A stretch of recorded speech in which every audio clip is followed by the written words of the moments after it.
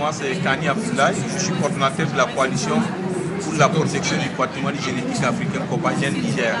Alors le Niger, qu'est-ce que le Niger est venu faire à Rio de Janeiro? À Rio, nous sommes venus aux côtés des autres peuples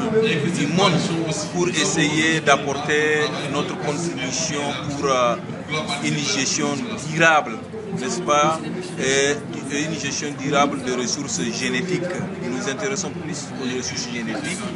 aux répartitions équitables, surtout à la gestion des enjeux de la gestion de la biodiversité. En ce que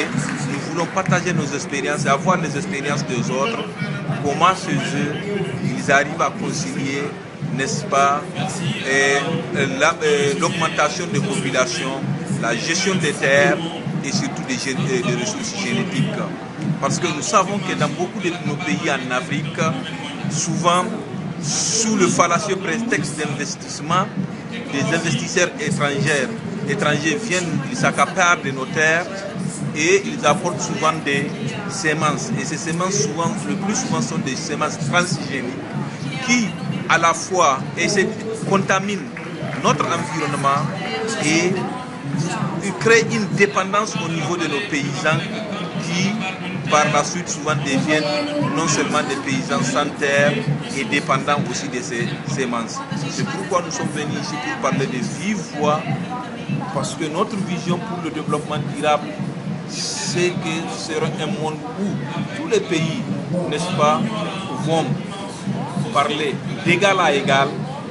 n'est-ce pas, vont essayer de gérer les ressources génétiques de manière équitable et de faire surtout des droits des paysans et des paysannes du monde entier, des droits inaliénables, des droits, n'est-ce pas, à la terre, surtout des femmes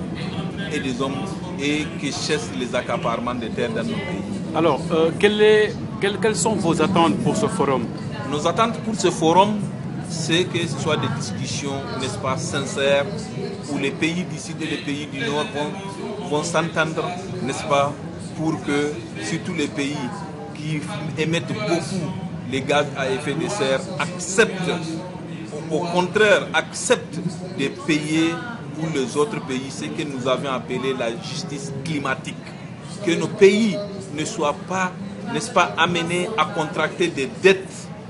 ce que nous avions appelé les dettes climatiques, qu'ils ne sont pas amenés à contracter des dettes climatiques pour payer pour les autres. Donc voilà, en quelque sorte, ce pour que nous sommes là, il faut une justice climatique équitable.